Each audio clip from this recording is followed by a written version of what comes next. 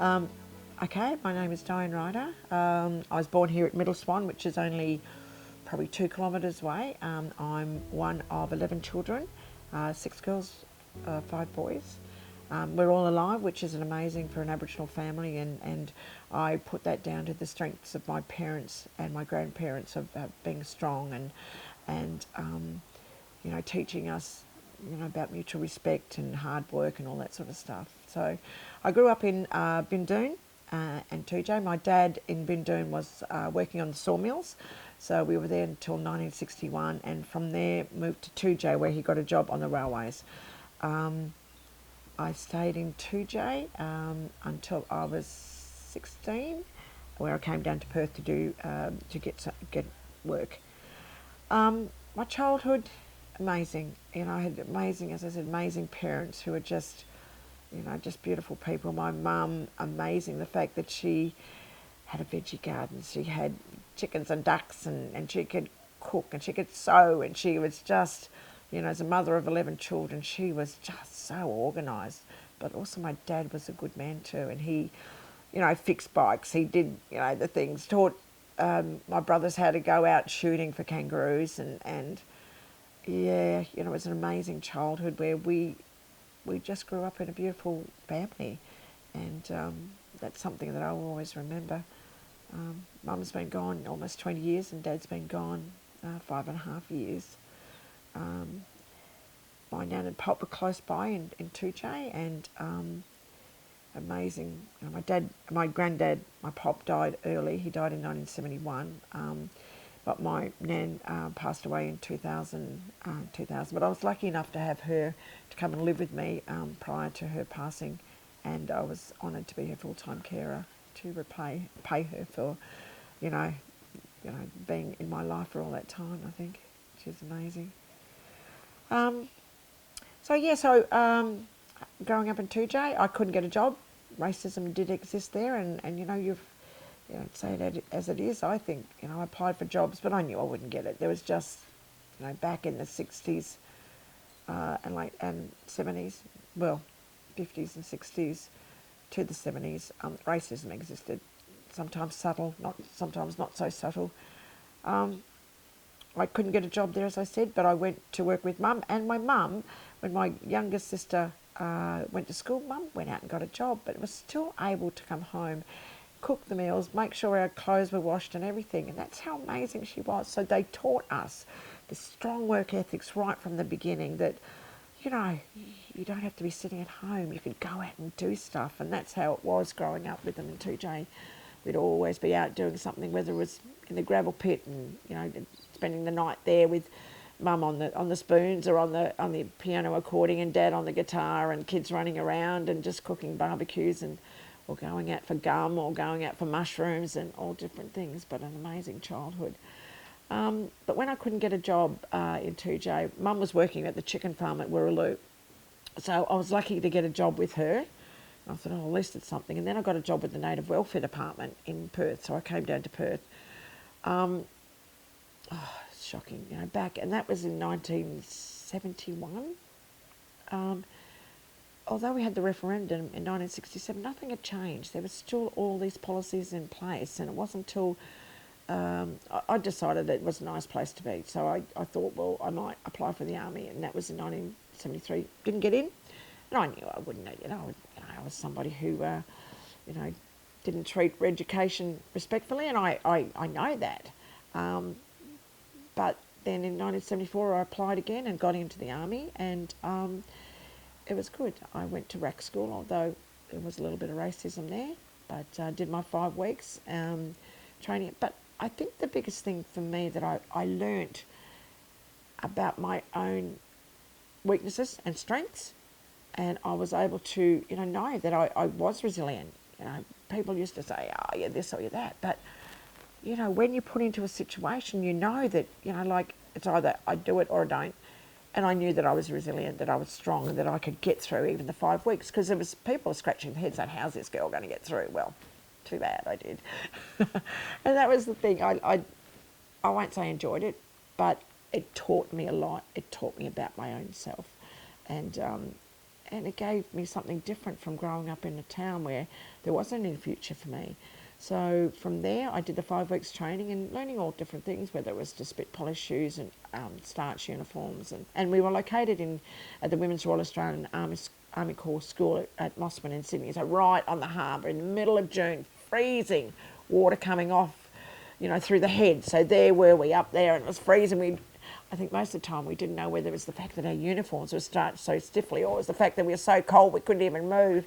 But it was good. I've still got friends even from my recruit course back in 1974. So all that camaraderie that existed back then, I've still got a couple of friends from that time period.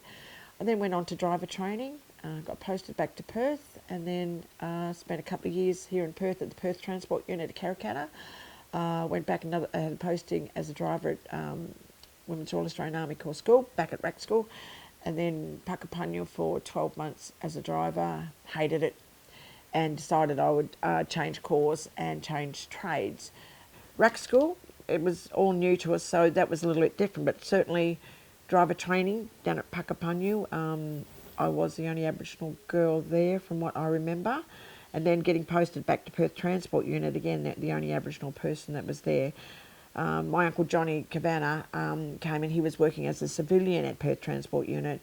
But as far as military people, I was the only one there working at Perth Transport Unit. And along the way, most of the postings were that there wasn't many Aboriginal people that I worked with. When you think back to 74, not many Aboriginal women in particular joined. And when I think back, there was Connie Stack. Not many at all. Sonja Ferguson later on. But, there wasn't that many Aboriginal women in particular that joined the services at that time. Look, there was a little bit of homesickness, but I also thought at that stage that I could do something different. I knew there was nothing much out there for me. After native welfare, because native welfare back in the days, up until 1973, there were two departments. So the native welfare and the community child welfare. And then 73, they combined the two. So the Department for Community Welfare took on the roles of those two departments. Nothing had changed. The policies were still in place. So I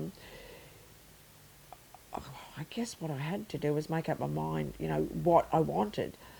It was different. It was different from what other people were doing in my family. My brother Mark had joined a couple of years earlier. Unfortunately, Mark had had a car accident when he was at training at the RAOC Centre, the Royal Australian Army Ordnance Corps Centre at Bandiana in Victoria. Had a serious car accident, came back here and was medically discharged. But before he had that accident, he told me about the army and how good it was, and like he was, it was something different for him. So in 1979, I decided that I didn't want to be a driver anymore. I couldn't see any career prospects. I couldn't. There wasn't anything that kept me going, driving trucks, seriously. So I decided that I wanted to do something that could use my brains, that I could actually, again, test my own abilities and whether or not, sitting behind a car or a truck or that sort of stuff doesn't teach you anything. So 1979, I decided to change, did my clerk admin course, and then that same year, in 1980, I had my son Jay, and I came back, I got posted back here to Perth, and spent the next 4 years in different postings here in Perth. Once my son got to, he was about 4 years old, Jay was, and then posted back to Sydney till 88, back to Perth again, 88 to 91, and then back to Sydney from 92 to 95 when I discharged. Look, Army was a good life, but racism existed. For me, it existed, but I knew who was racist and who wasn't. You can always, body language. I mean, we lived that life, and that was the thing for me, is that I knew once someone had walked, because they're questioning your ability, they're questioning your decisions, they're questioning lots of different things that the other people had trust in, and I think that was the difference in different officers that came in. I had some really good officers. I had Lieutenant Colonel John Coggan, who was won the Distinguished Flying Cross in Vietnam back in 1st of February 1968. He was a captain then, but I worked with him for a couple of years, and he was he was an amazing man. So, but over the years, it was good.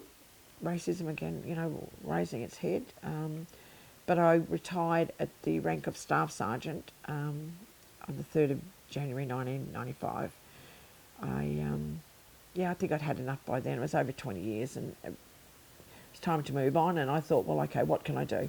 So got a job with South Sydney City Council, first as a youth worker, and I worked at Woolloomooloo Juanita Nielsen Recreation Centre, where I set up a drop-in centre, a drop-in centre for the kids around there called the Garage, and I was there for a couple of months, probably 6 months, and they asked me to do the Aboriginal Community Development Officer, but I found there was no autonomy.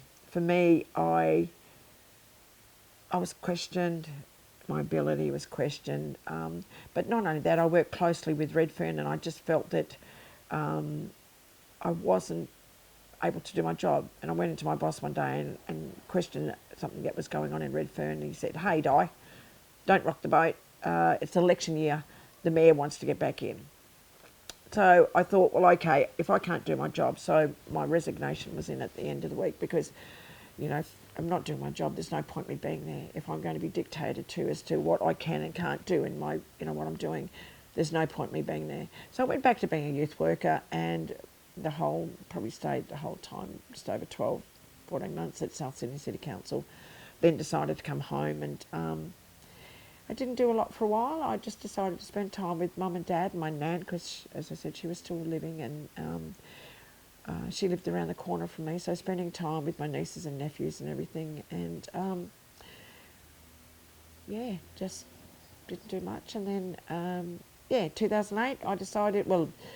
2006 actually. I did some volunteer work with Midland PCYC and the City of Swan, and from there got a job working with the street doctor, and from there I worked with the telethon speech and hearing bus program, going around to the schools where we tested the kids for Aboriginal kids for otitis media, which is an ear health disease. So but worked with Deborah Urigan Health Service, but I couldn't work with them. I just thought that, no, I'm going to retire. So I just retired in 2011, and since then I've been doing community work, and lucky enough to be on lots of committees and be out there doing stuff in community. And well, as a youth worker, I think just making sure there was a safe place for them to come to, which, I was only funded to open up a couple of nights a week, but I decided that I'd volunteer my time so that they had, they could come in instead of being on the street. So that's what I did at Woolloomooloo. But at the same time, my son Jay was 15, and he guided me through a lot of not decisions, but certainly I'd say to him, "Hey mate, what do you think about that?" "That's good." But all he, if it was, "Oh no, don't do that, Mum, it's a bit silly," but that was the thing. I was able to do a good job because the fact is I'd talk to him about it, and he would guide me through what was best in that position, because I was 41 at that stage. Never worked with youth in my life, so having Jay guide me was really good. Oh yeah, he was with me all the time I was in the army. So he came on postings with me, so that was the thing. Working here with Aboriginal youth was good. But I think I found my niche working with the street doctor and the telethon speech and hearing bus program, because they were outreach programs where we could actually go out and make a difference by doing health checks, by looking at Aboriginal people that needed the health checks done. And that was the thing. It was a van set up as a mobile clinic, and the difference with me sitting at the front than sitting in the van was huge, because if people, an Aboriginal person, Noongar person, saw me sitting at the front, there was this thing, I was like, "Hey, sister, come in," or whatever. I'd say, "Come in and do you need to see somebody or not?" "Nah." I said, "Come on." And then we'd just sit down and have a chat and get more people coming in that way. And I think the first year we got 275 major health checks done, as well as going around to the schools and getting health checks with our Aboriginal kids. And it was a huge thing, just making a difference, especially for the otitis media, those that were suffering from ear health problems, getting them to a clinic, from a clinic to surgery, just to make sure that they got the grommets. And the difference between those kids from when they had that problem to when they had the grommets fitted was just amazing. And they'd run up to me, Nan, I can hear now. And it was just the difference that you can make just by something as simple as taking them to clinic and then to surgery. And it was that the fact that I was an Aboriginal person, Noongar person, sitting there, and they knew that I was there to help them. And I think that was the biggest thing, that we were able to get results from that.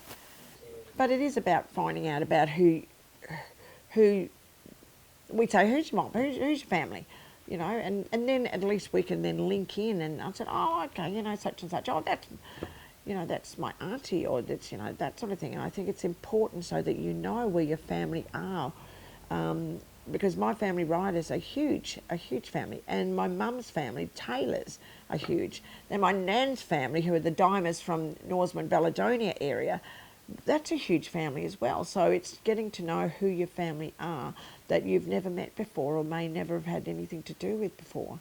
And it is important because it's this thing that, it connects us. And I agree, as far as keeping track of, your ancestors or your heritage. For me, my nan, Katie, was a Dimer. She was sent away at age 11. So she was born in 1889 at Israelite Bay. Her father was a German whaler who jumped ship down at Israelite Bay, met up with an Aboriginal family, or he was rescued by an Aboriginal family. He eventually became somebody who would drive water or cart water from, I believe this is the story I was told, from Esperance through to Kalgoorlie. And he was eventually given a property and became a pastoralist at Baladonia, where his station was located. But he decided to remarry someone by the name of Topsy Whitehand, can't remember what her name was, and sent Nan Taylor away in 1901 at the age of 11 to Norcia, put her on a boat. So she went up to Norcia and never to go back to Baladonia or her family again. For me, it's my heritage. It's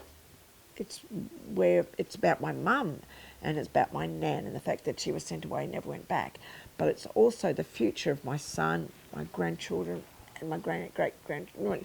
That this continues on, that we know where our heritage is and where we fit in to these family units. And I think that that's important to keep that going.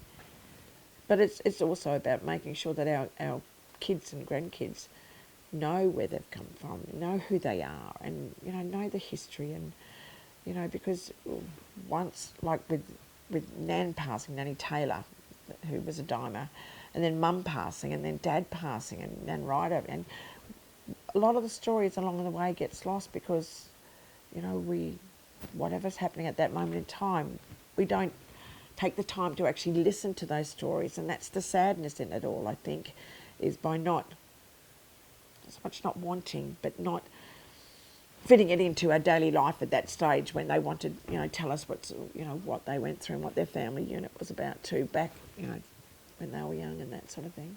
And look, for me, it's my parents and obviously my grandparents that taught us so much. And, whenever I do a Welcome to Country and there's an opportunity to actually say to people how much Mum and Dad did to make me the person I am, then I do take that opportunity, because without them and without their sacrifices and without what they did for us as the 11 children, and the fact that we're all still here, that can never be repaid. And I think that we've got to remember those sacrifices of so many of our older or our elders or our old people, so that the younger people know that those sacrifices are why we are where we are today.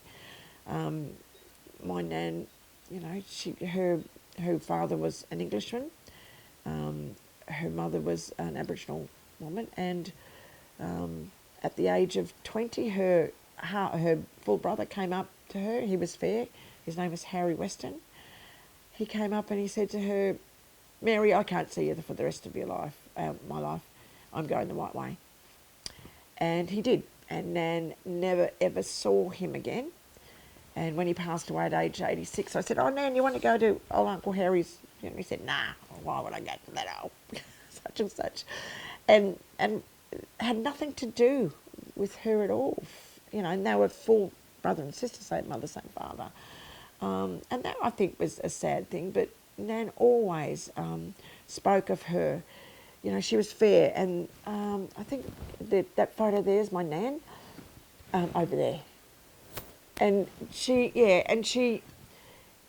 could pass as European, but she always maintained she was Aboriginal. And that was the thing I remember about her, is that she was so strong, not only in the fact that she was Aboriginal and told people she was Aboriginal, but also in her faith. My mother and father, as I said, were amazing people. Nanny Taylor from Ninorsia, never went back to Baladonia, but did marry my pop Taylor and had, I think, 8 children. She became a healer and a midwife in Ninorsia, and she's well known for what she did in the Ninorsia area, having the camp. And I was talking to my cousin a couple of weeks ago, and she was telling me about Nan Taylor, and because she grew up in Ninorsia, and of course we didn't. We grew up in Binduna and Tujay, but she spoke so highly of Nan Taylor as to what she did for the community. And I think that that's important, again, to pass that on as to, again, the sacrifices and what they did so that, you know, we have a future. Jay works as an Aboriginal liaison down at Charlie Gardner Hospital. It's a Charles Gardner Hospital down at Netherlands.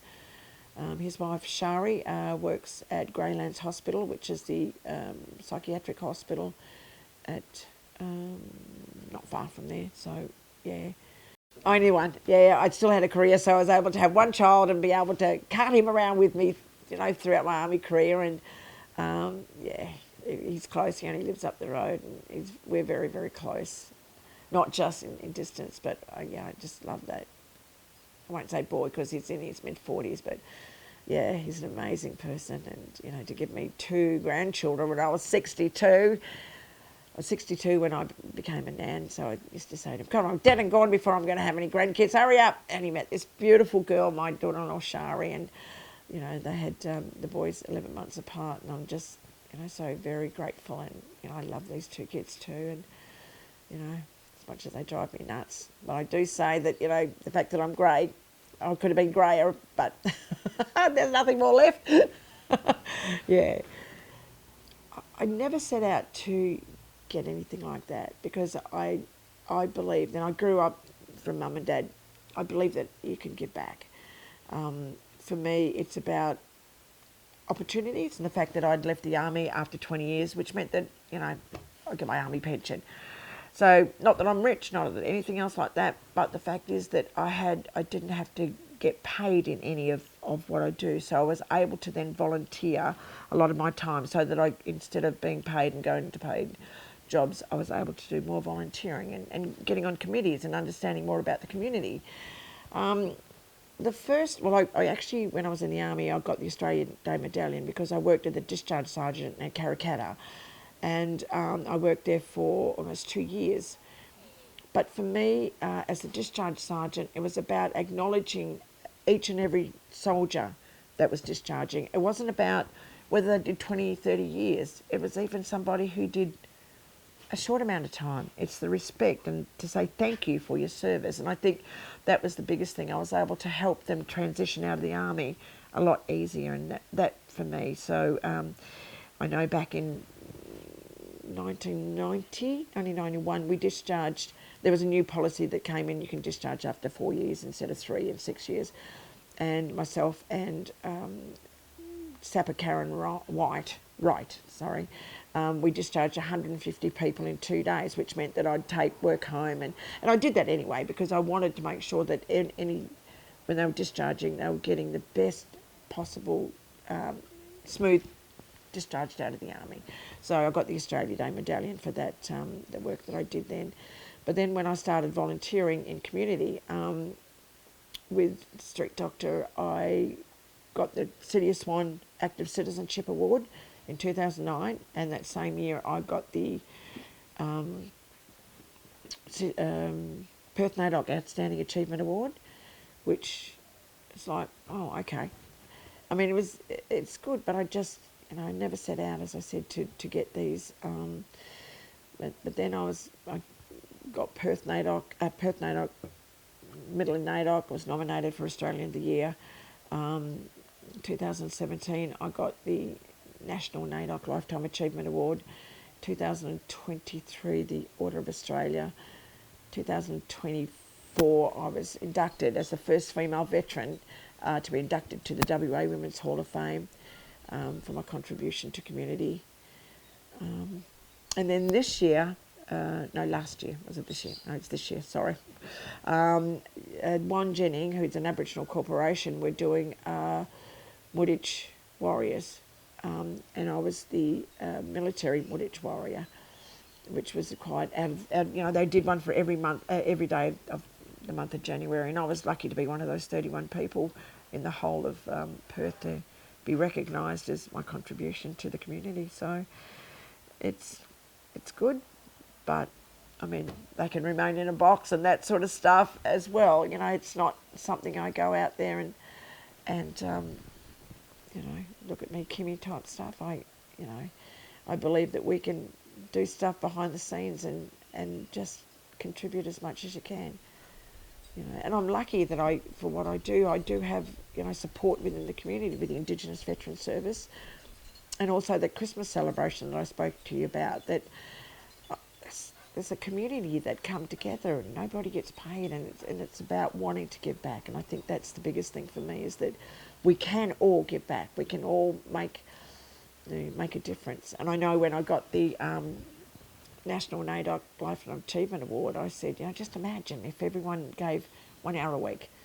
We can put that down to 10 minutes a day where we can ring our mum or our dad, and it means that they will know that that phone call is coming at 9 o'clock in the morning, or, we can make a difference to one person. Or if you've got a friend you haven't heard from, because we can. It's not just about getting the awards and accolades, whatever it is. It's about making sure that we can give back to community where people need your help. And if you're in the position to do it, why not? And I enjoy my community. I do. I've got so many people that I really, am so grateful. And because I honestly believe that we can't do it by ourselves. We can't. We're only good as the people around us, aren't we? Yeah. Look, it's about making a difference, I think. Like even last week I got a phone call from a nan, and I've helped her out previously, and she rang me and she said, "Oh, Di, I'm sorry, but I just need it for I've got no food, I've got no this for my grandchildren, my great-grandchildren." It's the fact that I'm in the position to help them, and I think it's about being kind. It's not, I know I get paid next week, so it doesn't really matter. I think it's about giving with the right spirit and the right heart, and whatever you do, and don't do it like, oh God, I can do this again. It's about making sure that when you do it, you do it for the right reasons. I mean, I've got this homeless bloke, his name's Fred. He knocks on my door every so often. "Hey, Di." "Oh, hey, Miss Ryder," he calls me. "Oh, I'm sorry to ask." I said, "It's all right." And I'll come in, I'll get him enough to get his bottle of port. And then I saw him sitting down outside the shops across the road Monday or Tuesday. And I said, "What are you doing, mate?" And he had his little hat, and there was all these silver coins. And I said, "Come on, here." So I gave him some money to go and get himself a bottle of port. And I gave him, and I said, "Have you had something to eat?" He said, "No, I haven't had a feed for a while." I said, "Come on, get yourself up." So I helped him out. And like it's not a big thing. It's just, when you can do it, why not? Why wouldn't you do it? And I think I want to teach my grandchildren, it's about being kind, and it's about if you have the opportunity, give, because why not? It's not hard. I honestly don't believe it is. And if we do it, we've got to do it right. We've got to do it, because so many people out there are struggling. I mean, I'm doing okay. Why wouldn't I? And it's also about being grateful for what you've got as well, and being saying, "Oh wow, I've got a house." How many people haven't got that? And how many people don't, don't have an income like I've got that comes in every fortnight from my army service, that I know that that I'm going to get paid next week and that sort of stuff. So, I own my home, so I'm happy with that. I own my car, it doesn't matter giving out here and there. Why not? Well, I believe it is important to get people's stories, and not just, as far as veterans, but also about how they continued on with doing stuff in community like you mentioned before. And I think it is important that we get a story of their lives, we get a story of what they became after the military. And their stories need to be told so that we have a record of that, so that we can say, hey, I remember that person or that person. And if we don't, it could be lost. Like I know for me, for the Indigenous Veterans Service, I do it each year. As hard as it is, not hard, it was a little bit difficult this year because of DVA, and unfortunately with being in caretaker mode, they couldn't help us out as much as they normally do. I was lucky I had friends who would come over on the weekend and help me out. I keep this going because of the treatment of Aboriginal and Torres Strait Islander servicemen who came back, servicemen in particular, who came back to having their families gone because they were the breadwinners. The land where they were living was taken and was given out to non-Aboriginal servicemen. And I keep this going because I believe that their stories are important. Their stories are important, and acknowledge them for as long as I'm able to.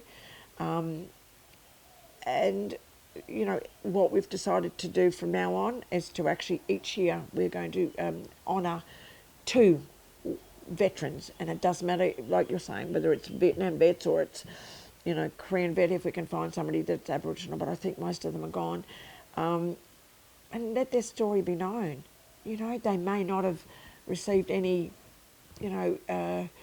honours and awards, but their contribution needs to be told and to be continued on, not just for their families, but for us, to remember that they fought. And if we don't remember, who's going to remember them? Who's going to remember them when, such and such, oh yeah, but what did you do? But if we can get, each year, get one, 2 maybe, 2 of their stories that we can tell and that can be part of what we do at our Indigenous Veterans Service each year. Imagine what their families can take away. I would like to see some sort of plaque or something given to each of those families. And we have a lead school each year, and that lead school researches those veterans for us.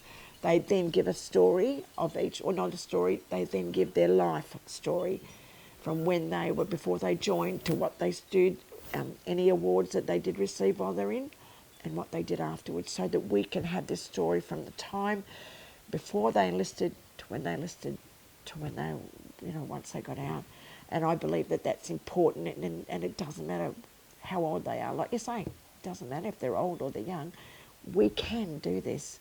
And I believe that that's important for me in what I do, but obviously important for what you do, because you're going to carry on this legacy where you're going to get these stories out there. And it's also important for other people to see the stories of those that serve, because, I don't have people, there's non-Aboriginal people out there that didn't think that Aboriginal people served. Hello, we did.